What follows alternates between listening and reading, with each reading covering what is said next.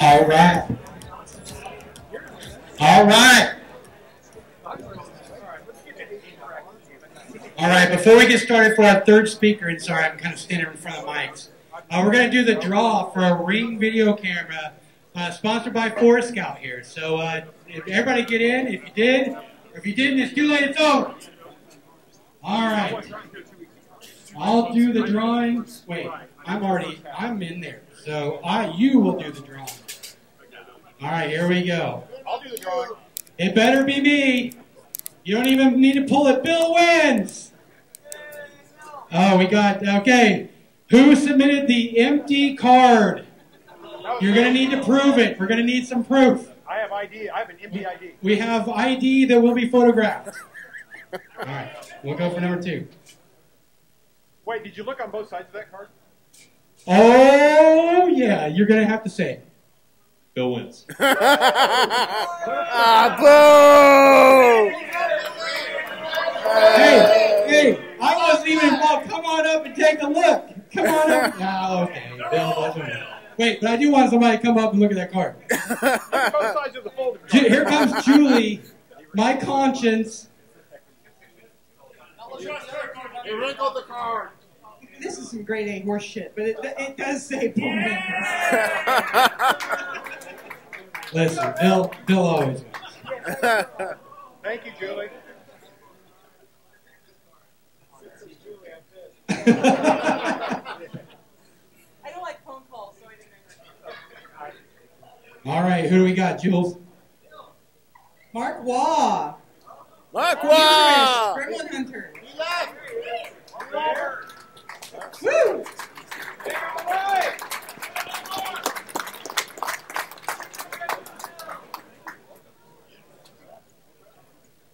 They pulled my card. All right, thank you, Forest Scout, for sponsoring. I appreciate it very much. All right, give us about 3 minutes. We'll have our last speaker, Pony. Active dude.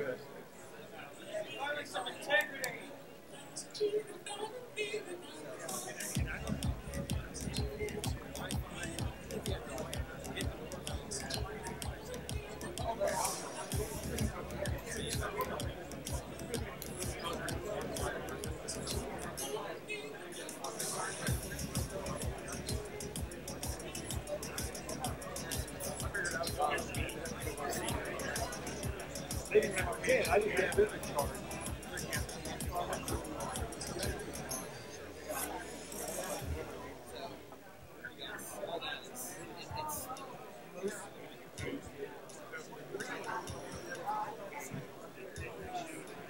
Listen, that's a bunch of horse shit. I fucking won that contest.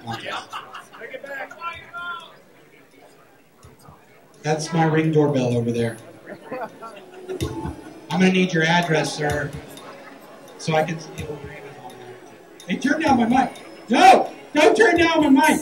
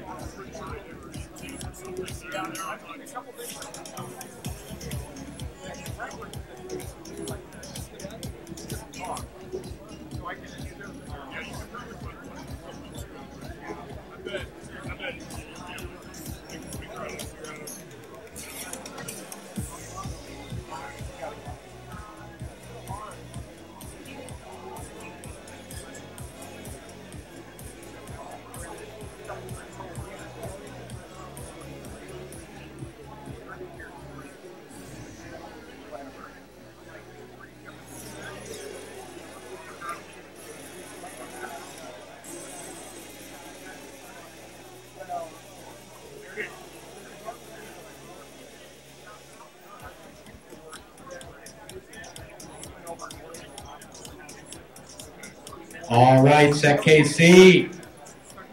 All right, so I want to see a show of hands. Who saw Ryan Preston's last presentation? I got to tell you, Ryan, I have never had so much feedback come back to me and say, bring Ryan back. So what Ryan is doing a series of hacking talks. This is series number 2, or issue number 2. Talking about pen testing. How do you get into it? How do you do it? And tonight, we're targeting Active Directory. So I'd like to introduce Ryan Preston. He works for Depth Security. He's a SecKC long-timer. So anyway, let's hear for Ryan, and I'll turn it over to you. Thank you. Like I said, my name is Ryan. I do have these slides linked.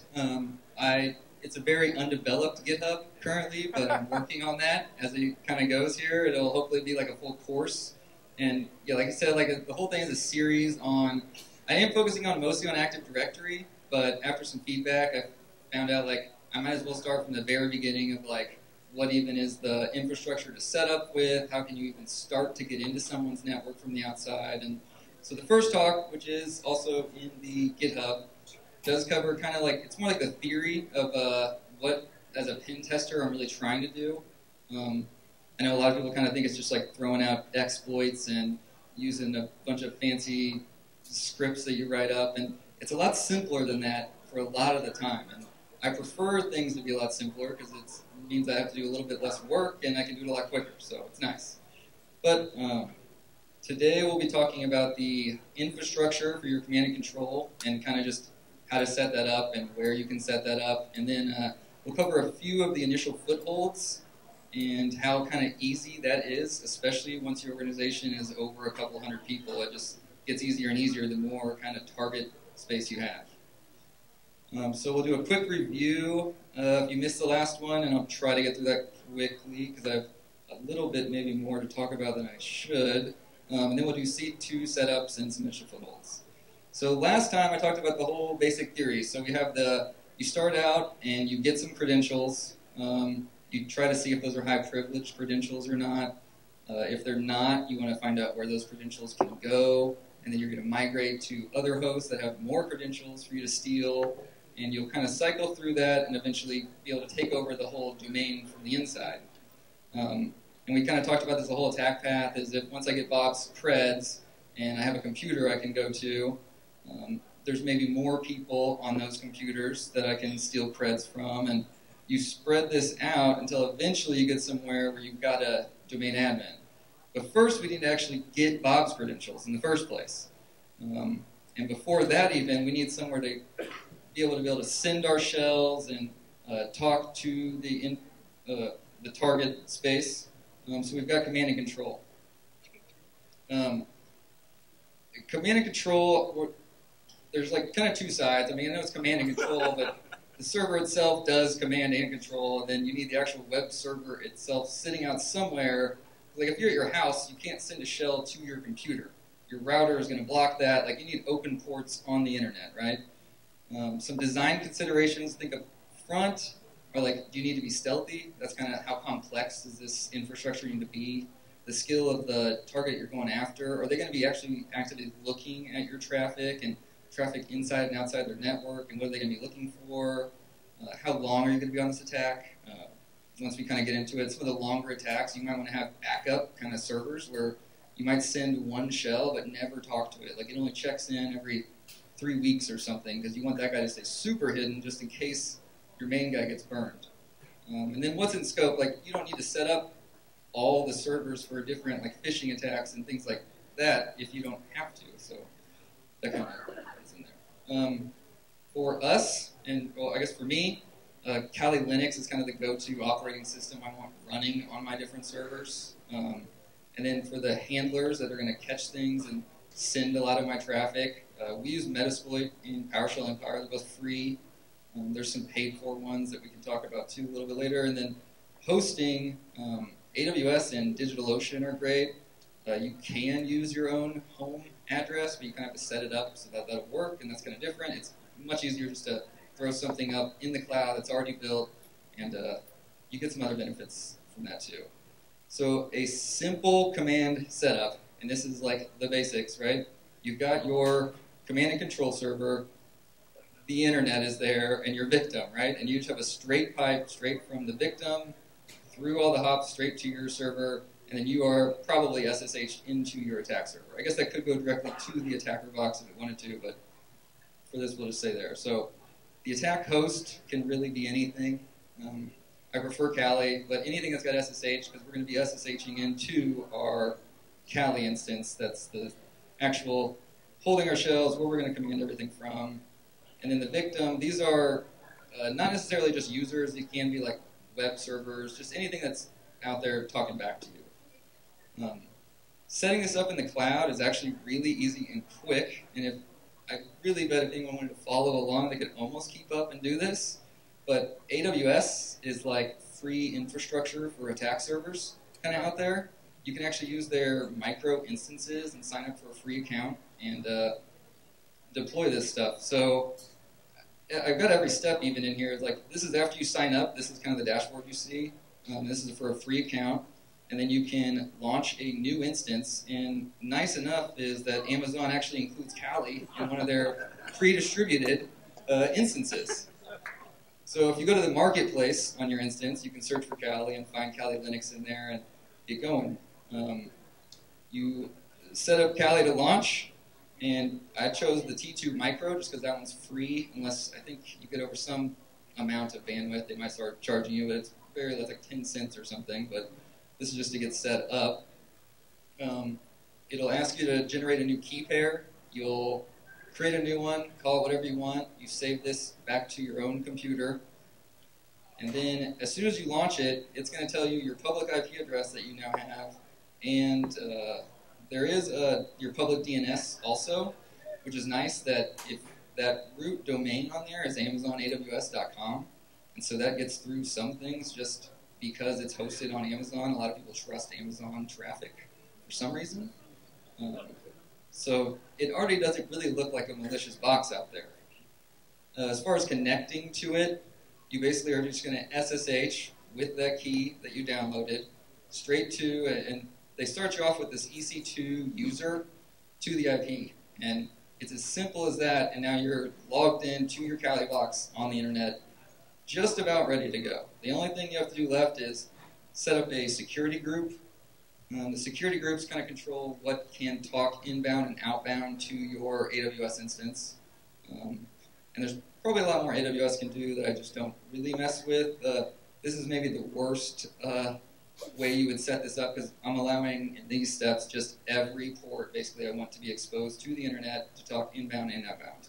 Because depending on the situations, you might not just need to talk over web ports, you might need some high-level port, or depending on what protocol you're messing with. Like, I just want everything to be able to talk to the internet. This is kind of just setting that up. You got a new rule, allow all TCP from any IP address. And when we get into the more advanced setups, you can actually restrict your IP addresses so that they're only coming from your target sources. And that way you kind of just protect your own infrastructure from other hackers, or like if blue teams are starting to actually dig in and look for stuff, they might be able to fingerprint you that way. But it really is as simple as once you set that up, you can set up like Apache just to kind of test and hit your IP address that it gave you, and you've already got your whole command and control, like at least this basic server set up in the cloud, ready to go and catch shells from anywhere. All those steps are kind of just gathered there, but it's not that many steps to really just get yourself up out on the internet, and it's nothing to do with your own home, and you can SSH in from really anywhere to your now free sitting up command and control instance. And that's kind of just the most basic setup. Some better setups, and like depending on how stealthy you want to be and how quiet and sneaky and everything, you can kind of introduce domain redirectors. Domain redirectors are where if you want to go buy like domain names and then have those set up on your Amazon instances, basically the idea is that these things are burnable, we'll say. So if you do get caught, or you notice that all of a sudden none of your payloads start working, they found your reverse shells out there, and they're like, okay, we found this guy, we're going to block that IP, he can't get there anymore. And this is kind of the whole point of having those secondary guys set up. But you can just get rid of these things real quick, because all they are is just a domain that's sitting out there, a simple server that's port forwarding everything straight through to your real command and control.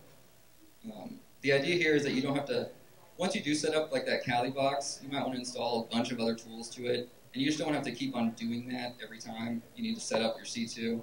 So you'll keep redirectors out in front, and these will kind of just mask your actual C2 in case it ever gets burned. Or even if you're using your home address for the actual command and control, you can just use these redirectors so they can get burned all the time, and you can just keep on setting those up real quick, just change the domain you're shooting it to, and you're fine. Yeah, they're meant to be easy up, down, and just so you don't have to deal with all that. I think they call it like malleable C2 or something, but it's so it can just like quickly be changing domains, IPs, whatever. That stuff doesn't affect us as much. Now, if you really want to get crazy and move on up to the real stuff, like you get into these chained redirectors, because there's like some advanced blue team techniques that can kind of try to fingerprint where that traffic is coming from, even if it's going through multiple hops or if it's changing. The idea is here is that each one of like your actual command and controls is hosting something different. So like one might be for the phishing campaign, and one is like a different email server. One maybe is FTP. You have payload stagers. This is so that you can actually host payloads from different places. The idea here is that if you blend your traffic out amongst enough places, it just looks like normal. It's like really hard to determine where the actual like attack is coming or what you can block that will actually stop anything. Because anything you stop here, I can just switch over to a different one. And like you're gonna have your primary and secondary command and control. The idea is once you get kind of your first shell, and some people have different like ratios, but like 1 in 10 boxes you pop, you might send over to that secondary and set some really long duration like check-ins, so that just in case you do get your main one burned or figured out or blocked, you've got this backup that's still in there, but he's spinning so little traffic, it's really hard to find him.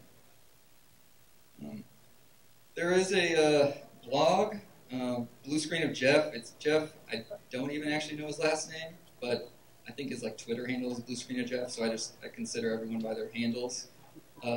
He's got a full post, or quite a few of them, on like covert red team attack infrastructures, and just different levels of the setups depending on what your scenario is. And his main thing is that you divide the servers by function. Don't overdo it, because it's really surprising how often that we can just use the same IP for the entire engagement and it never gets caught. And then maybe like 5 or 6 months later, we'll get a call of like, hey, you guys did a pen test for us. Is this your IP? And it's like they're just getting to figuring that stuff out. So it's not as like tough, and you don't have to be as sneaky as you might think you have to be before, because attribution is a really hard thing to do in big networks. I know that's like a big problem for blue teams, just because there's just so much traffic in a network all the time, and if you're using the right protocols as an attacker, you just look like normal traffic. And part of this whole series is getting at that, like, we're not using these crazy exploits and stuff, right? We're getting in as your normal users and then just looking like normal user traffic. And so I don't know how many people are really monitoring just their everyday users' traffic if they're just surfing the web and stuff. That's what all I'm trying to look like is. The counter ops, they get into some of you might figure out that they're like using like their mail server, like in phishing, for example, like uses some really unique user agent header or something, and you could make sure you're mimicking all those things, and just more things you can do to kind of distract the blue teams from actually finding you and giving you more time on the inside.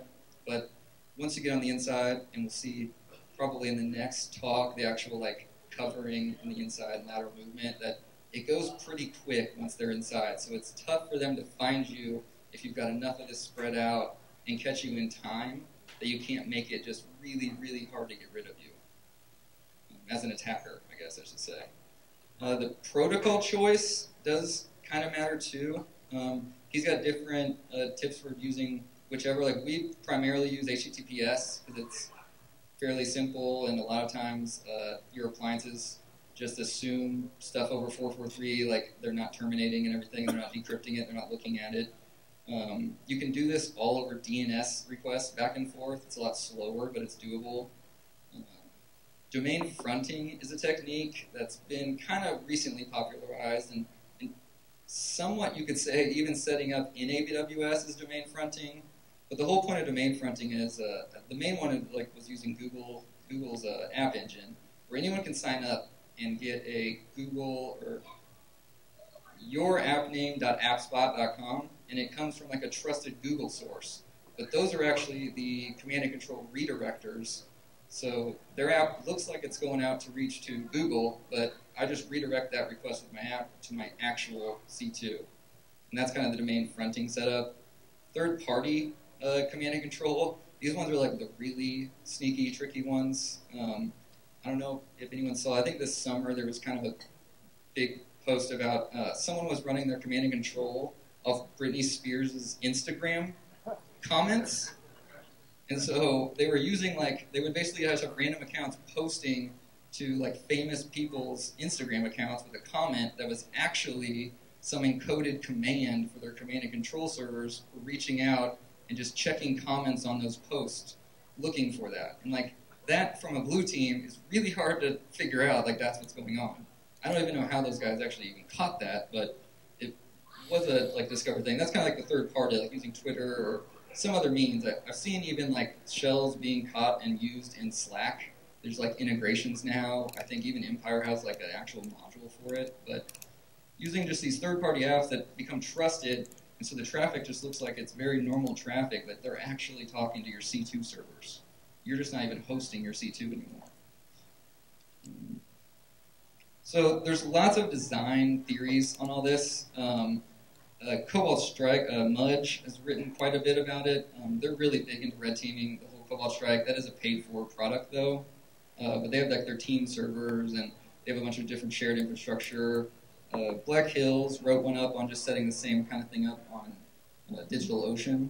But really, in these cloud providers, it's fairly simple to set these things up quickly and then tear them down quickly so that you can just keep rebuilding them out whenever you need them.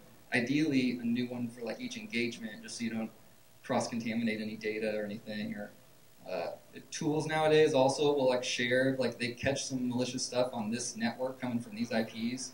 Anyone that's part of that product will also get that protection.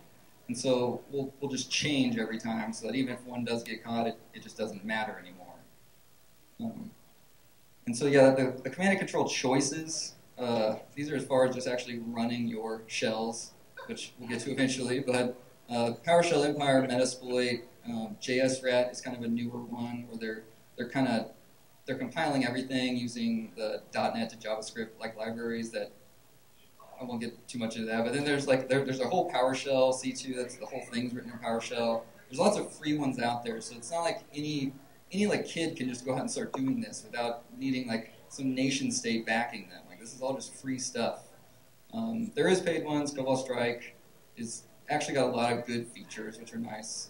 Canvas, Core Impact, I haven't actually used, but I hear a lot of people talk about. And then Metasploit Pro, there's a Pro version. I think that mostly adds a lot of their web attack stuff. I've never had a need for it, but it might offer some things I just don't know about.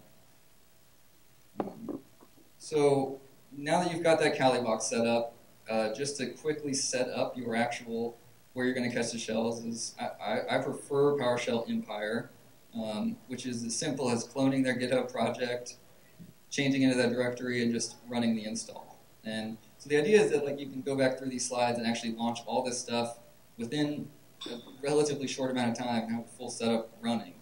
Once you kind of get Empire set up, you can launch it. It looks like this. I don't know if you can see that at all, but it's a little bit Metasploit-ish like. It gets confusing switching back and forth between the two, but because of the command syntax, they, for some reason, for a long time, were using the same syntax, and they just decided, like, we're different, so we're going to switch, but it's not too bad. Metasploit itself is built in by default to Kali. It's recommended that you, like, kind of start up the database on the back end just to make searches quicker, but Metasploit's also a great tool. Some other notes on the command and control that we use, and that kind of comes in helpful, is when you have these things up running in the cloud or whatever, and say like you want to change where you're coming from to even log into your C2, well, Screen or like Tmux is a great application to be using, so that way you can run all these programs. You don't have to stay connected to the box the whole time. It's fairly simple to use once you get it up and running. This is kind of an example coming from one of our attack boxes where at the bottom of the screen there, you could see like you'd see your source IP, what other windows you have open in Screen, and then like any open ports you maybe have open. One good thing is not to leave a bunch of open ports, as that can kind of leave you more open to be getting caught, kind of stuff. And you want to protect the data that you are stealing, because especially if you're doing a pen test for like work, like you don't want, if you're transferring all their passwords out, you don't really want to be doing that in plain text across the internet and exposing your clients to more kind of impacts. And then we use two-factor on all our SSH stuff. So we keep all our stuff up in the cloud, but then besides just SSH with keys, we have two-factor set up, which you can easily set up with Google Authenticator. And you probably should do that on your internal SSH every appliance anyways. It's a little bit of a hassle if you have to log in all the time. I get that, but we'll see that like just two-factor is really a pain to get past as a tester, and just so many people don't implement it. It's fantastic when they don't, because all I have to do is find those creds and then I'm in. So that was the setup, but like how do we actually get somebody, right? So we've got our hack command and control server set up. We've got Empire going. Some of these initial footholds, and I've kind of been harping on this through the last presentation too, it's just that like it's not exploits. Yes, we do have to get in sometimes with exploits, but like I'm gonna go with the easiest route first, right? And this isn't even like low-hanging fruit as far as like missing patches, which are an issue too, but it's mostly targeting your users. And the first thing we're gonna do is identify those users, which is a lot of times really simple. If your company has like an About Us page and links everyone's email address there, that's probably also their login. You know, so things like that people don't think about. They think they're kind of helping their customers, but really they're just exposing themselves more. You maybe want to just use like an info at your company kind of thing. Have I Been Harvested it's a tool we developed at Depth. A guy, Brian Berg, one of my colleagues, I guess you call him, wrote this thing. And if you've heard of Have I Been Pwned, I think Troy Hunt is the guy. I hope that's the right guy. Yeah, you can basically like type in your email address and see if you ever got owned, right? And it'll tell you like, this is the breach you got found in or whatever. Well, Have I Been Harvested takes the idea of the harvester, which is a tool that goes out and you can type in a company and it'll try to scrape the web, like with Google searches or that company's domain, just looking for email addresses that match that top-level domain. Have I Been Harvested, basically it runs them both. So I'll type in company.com, and this will query all of the harvester stuff for email addresses, and then take those email addresses and submit them to Have I Been Pwned to then get the results, which are like, and running this even on our own company, info at Depth Security, which is one of the ones listed on ours, was popped in some bit.ly email breach. And Have I Been Pwned will tell you like the name of the breach, what was released, the date of the disclosure, and then any references. The part I won't totally cover, and this is kind of some more output of this thing, so it gives you a little HTML file that shows the users that got owned and what kind of breaches they're in. Well, as an attacking group, we've been harvesting, so whenever we see one of those dumps come out that's got like 500,000 or 500 million sometimes users and email addresses, we'll go download them. We'll go out into our database, and then ours will actually take those, the ones that we know we have popped, and if we have that domain dump, will give us passwords of all these users already. And there is a surprisingly large amount. I mean, like places like LinkedIn get breached. And you might think, well, LinkedIn got breached like in 2012, I think, is when it happened. And so those passwords are out of date. But a lot of those passwords are like summer 08. And so I can probably guess when they updated their password, it's now going to be summer 17, you know? And a neat one about the Adobe breach is it gives like the hints also were in the breach. And it'll even tell you like password is dog's name, and then you can kind of do more looking into someone about their public life that everyone likes to post everything about themselves online. So it's very easy to discover once we have those security questions how to get past that stuff. And this is all just free, already on the internet. We're not doing really any hacking yet. These breaches can be found on like Pastebin, and there's different sites like, I think like Leaked Source maybe. But people just gather these things, and even if they're all encrypted, they'll even have sites that everyone's working together, spreading out all the password hashes and trying to crack them all and putting them in these giant databases that we can just search because we've been harvesting them for a while of just users and passwords. And so a lot of times we can even just start there with just typing in a domain in our database and just see all the different users we've already got passwords for. But we don't always need the passwords because we're also just going to try guessing passwords in a bit. Linked int is another tool. This is part of MD-Sec's Active Breach group they wrote. This has got it's pretty simple to install. You basically just need a LinkedIn API key. And it will search LinkedIn for that company and then try to discover all it can about all their employees. And so that's another way of getting all these usernames that we're going to use for our attacks in a bit. And it gets into a little bit of a creepy spot where you create a fake recruiter with like some cute girl or guy's picture on it and just ask everyone in the world to be friends with. But you can use that kind of an account, and attackers do, to then use that to like discover all your third-party connections. And what we're really trying to do is collect as many possible logins as we can to your company. Once we have all those logins, we're going to looking for different login points. And the main ones we're looking at here for like really just targeting Active Directory because we want straight into AD is going to be your VPN gateways because that is just like a front door right into your company if I can guess someone's password. And usually their usernames are going to be really close to that email address. And it's just like everyone signs up for so much stuff with their work accounts that it's bound to be caught in a breach from some little tiny third-party site you never thought would affect you. But password reuse is a real thing that a lot of people do, and so it's really easy just to try all those passwords once, and you might just already have a password and ready to log in. Webmail is another big one where it's easy enough to find on most companies because you can just type in like outlook.company.com or their auto-discover address will kind of help you with that, or webmail.company.com. We also will look at Citrix, file shares, your SharePoints, things we can find that have like logins that are clearly going to be tied to AD or back to AD somehow. The next step then, once we have those users and emails, is to spray some weak passwords. And when I say weak passwords, it's really just spring 2018 would be like this current season. I'd probably still stick with like winter because they maybe had to change their password recently.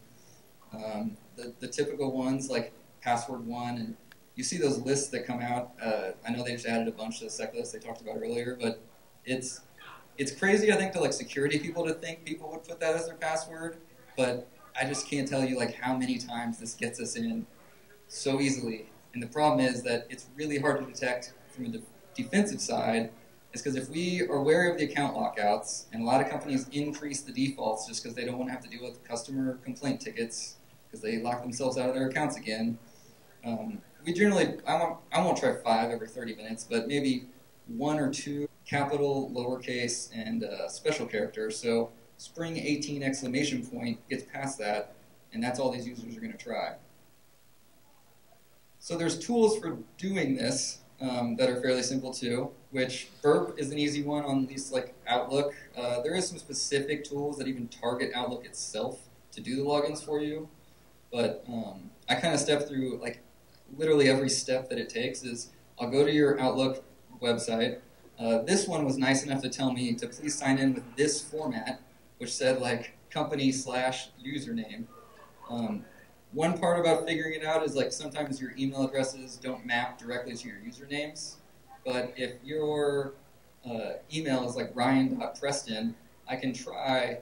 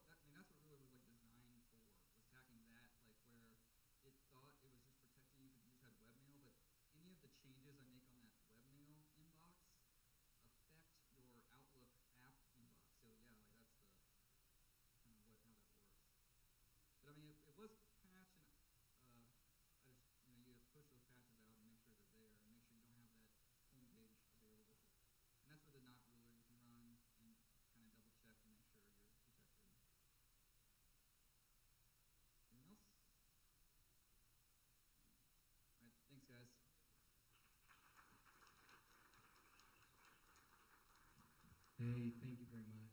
Hey, let's have a quick round of applause for Ryan here. Let's give it up for him. And also, let's hear it for the rest of our speakers. Thank you, everybody. Volunteers, speakers. All right, that was a great SecKC. So, I guess announcement-wise, coming up next month. So, next month is February 13th. That would be the second Tuesday.